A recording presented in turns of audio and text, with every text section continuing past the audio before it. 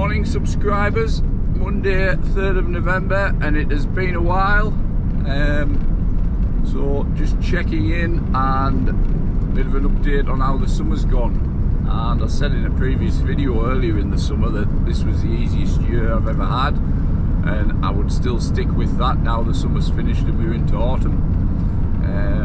And the main reasons for that has been the grass has been really manageable. It hasn't grown at all, and as a commercial contractor you're still getting paid. But what I tend to do, I think I've explained, is I find other work. So if the grass doesn't need doing, I'll edge some footpaths, or I'll do bits of pruning and things, and it balances it out. The clients are happy. They don't tie me to saying, right, 16 cuts, you've only done 10. We want 20 grand back at the end of the season. That's not how the customers work, which is good. So it benefits me, it benefits them, because they get other work done for free, and that's just how I prefer to do it. The other bonus has been, because the grass hasn't grown, usually when you mark a football pitch, you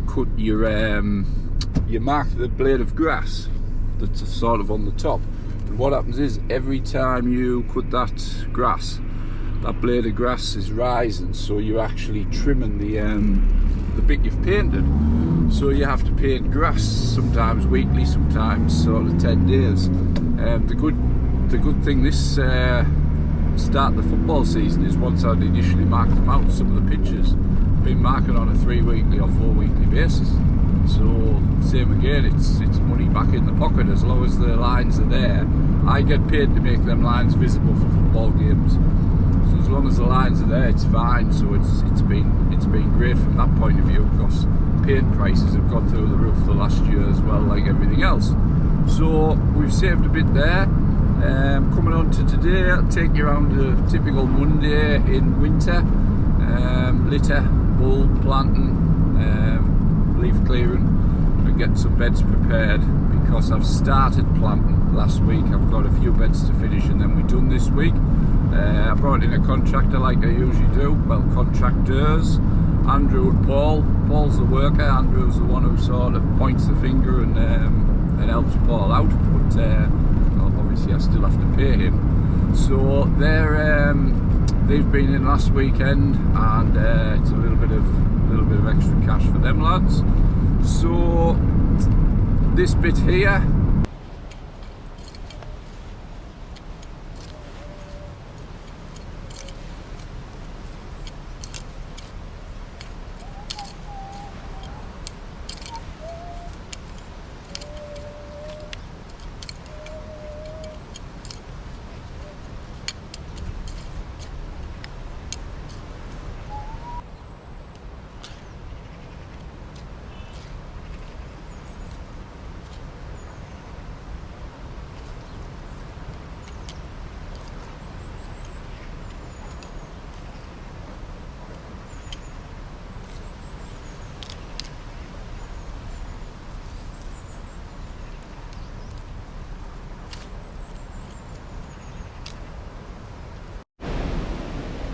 so one tray needed there, but apart from that, one bed done. That's typically what we do. We do some beds at junctions as you come into villages. We do tubs and stuff, and then we do things like this.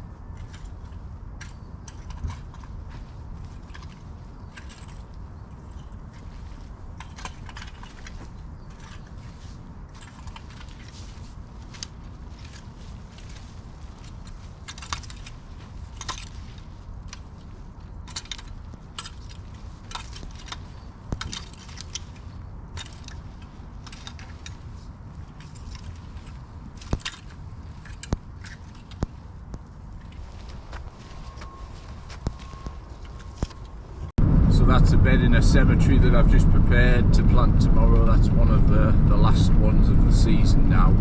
But coming back to today, we start with some litter picking.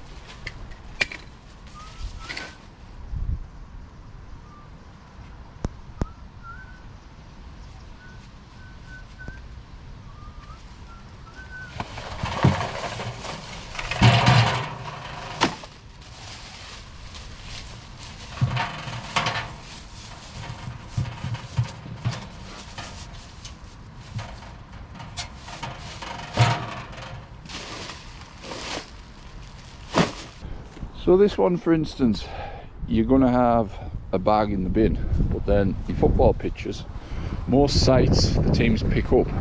Sometimes with Sunday League football, you always know that you're not going to have to walk the whole pitch. You're just going to find two spaces in between where the teams are, and that's where you're going to get bottles and things. So you can pretty much judge how long that'll take to do a football pitch. You've got like two stops. You've got the bag, and you've got the area where the pop bottles will be, where the teams have stood. So you need to be on a pitch for 5 minutes. Areas like this in the park, very little litter because it's just like a grassed area that nobody really uses. But as you come up the top, as we head up, we've got a ball court. So it's the same again, grassed area which very rarely any rubbish on it. And this time of year, the ball court, I wouldn't expect to find anything because it's the winter, and like I say, it is a summer thing, play areas. So yeah, we've got leaves which will blow up now and again, and also that's a winter job, clean the moss with the weed brush once a year. So yeah, a few leaves. Once the last of the leaves come off, we'll tidy these up. But as for litter, that's took less than a minute to get up here, and that's another job done.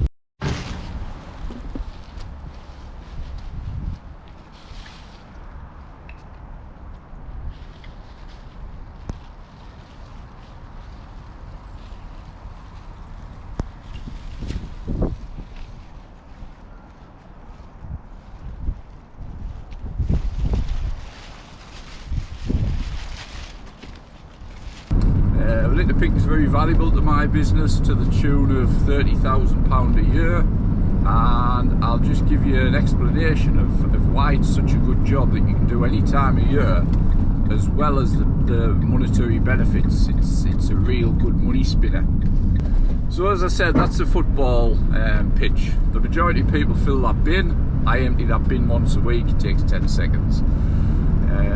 Football pitches, wherever the guys stand, there'll be two lots of bottles usually. Not so much kids football, they tend to clean up, but adults and pub teams, you get two piles. So you don't really need to walk the whole pitch.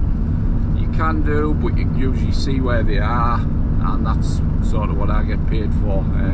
So an average football pitch is a couple of minutes. The ball court you saw there, same again in the summer. It can be messy, it can take 5 minutes in the summer, but in the winter, you're sort of in and out of these play areas in 1 to 2 minutes, so you can cover sort of 40-50 play areas in a couple of hours.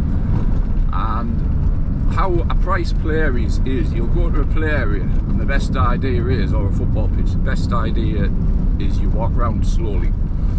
You count up the time, you look at the number of bins, and you think, right, it'll take 2 minutes to take that bin out and put another bag in, plus the say it's 8 minutes to do walk around to the play area slowly. That's the worst case scenario.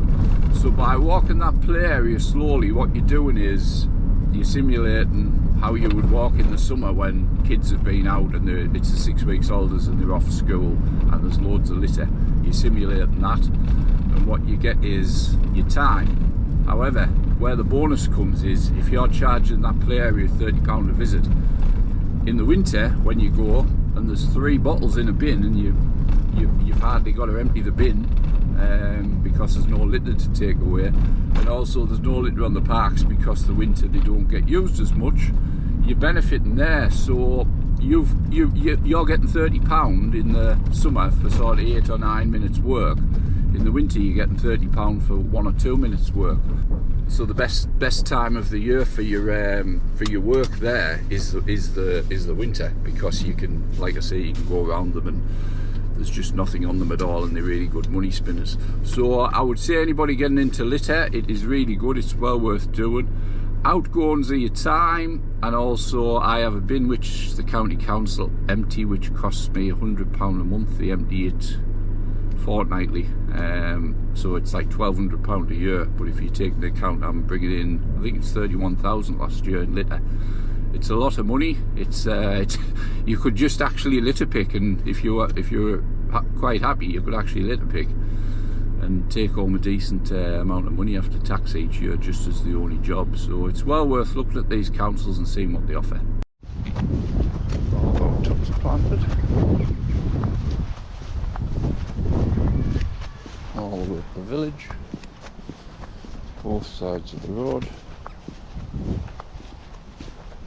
Feels like it goes on forever when you're planting these. And our crossroad beds. A couple more jobs we've got to do today. We've got some bulbs to put in, and we've got the big guns out, the BI-800, to clear some leaves. Now, I know it might sound like the money's coming easy and big numbers and things like that, but as I've explained before, it hasn't always been that easy. I've seen me spend 30-40 grand a year on repairs for people smashing gator bits and things. So it's, yes, there's big amounts coming in, but there's at times any large contractors will appreciate there's big numbers going out as well. Next task today is I blow the cemetery paths and the park paths and things of leaves. Now this is a every week thing till the last of the leaves come down, then we do a final clearance. So this is like a 90% clean today. I'll take you through one job we do now at the cemetery.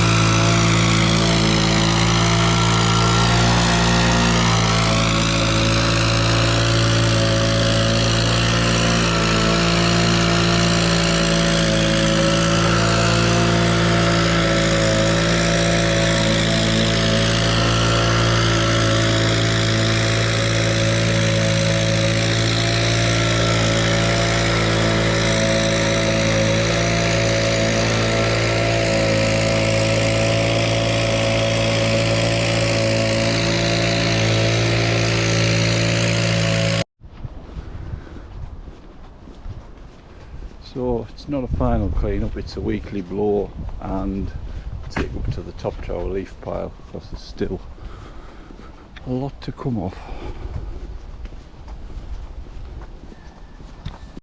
So the beech and the sort of oaks are still hanging on and will hang on for probably the next 4 weeks. So there's a lot of ash and things like that have already dropped the leaves, but certain trees do hang on, so that's why we keep blowing till till December. And once December comes, we get a final clear up, get every leaf out. Some sites we take them away, other sites I store it and use it as leaf mould, because it's one of the best composts you can ever get. So anybody who's got any space, keep the leaves. Onto the bulbs and a little trench to brighten this little area up here.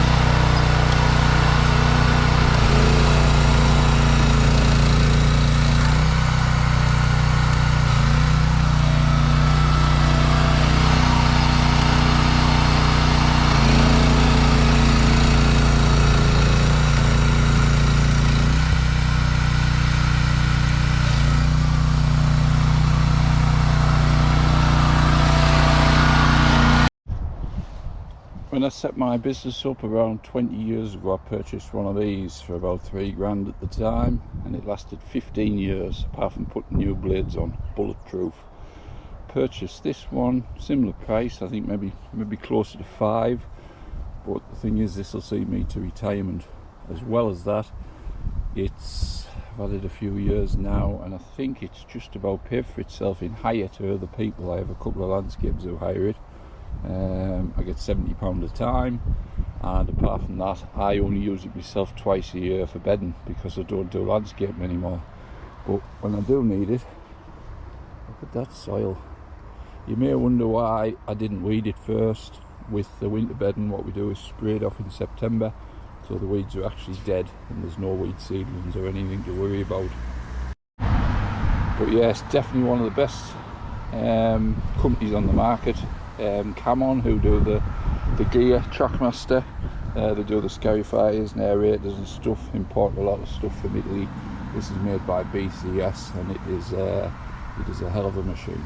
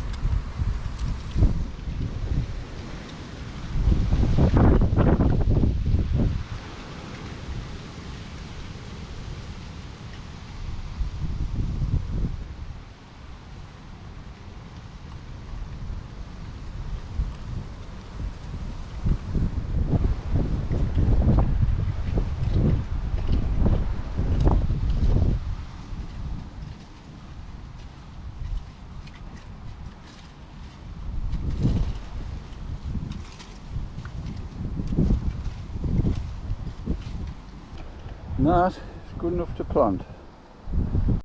Yes, I can't praise Trackmaster stuff highly. It's amazing gear. Like I say, I've got the Camon scarifier, I've got the aerator as well. Just great all-round bits of kit, and they do 6 or 7 various products, well, brands, and they're all good. A lot of them, I think all of them's imported anyway, but really amazing stuff that I've used. I haven't found a bad one. A lot of my friends in the trade use the same stuff, and they seem to have success. If you look at Curtis, CJ Lawn Care, and Dave the lawn guy, he uses them. Camon gear, Trackmaster, aerator, scarifier and everything, and he swears by them as well. Just good all-round products. So the rest of the season, I've had my son working with me on a Friday. He goes to college and he gets a day off, so he helps me out. He's been pushing his little still motion mower around, and he seems to be enjoying that as well as helping me out. It means that I can jump off the big machine straight onto the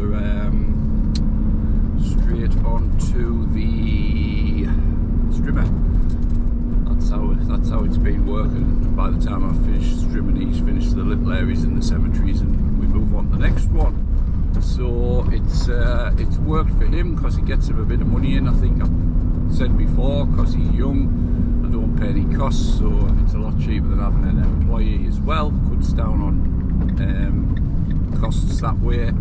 But that's how we've progressed this season, and we go on the same plan next season. He's staying on for the day a week, I think. That's the plan. So we'll keep all the contracts the same next year, same again, same income, same outgoings. Well, I'm going to try and get my outgoings down again next year, because things like insurances, if you don't have crashes and accidents and stuff and you shop around, you tend to get a better deal. I saved some good money last year, so we'll see if we can save some this year, as well as fuel. It's been another good year because we haven't been cutting grass as much, so we're in credit in fuel. It's we've saved money there. A few things have gone up. Obviously plants have gone up a little bit that I put in. Things like compost and stuff's gone up, but not a huge amount. So it's from a money point of view, it's been a reasonably decent year. So taxman might get a little bit more. That's the only thing, but that's life. Get offered some winter work for a company I used to work for a few years ago, and it is down at some waterworks.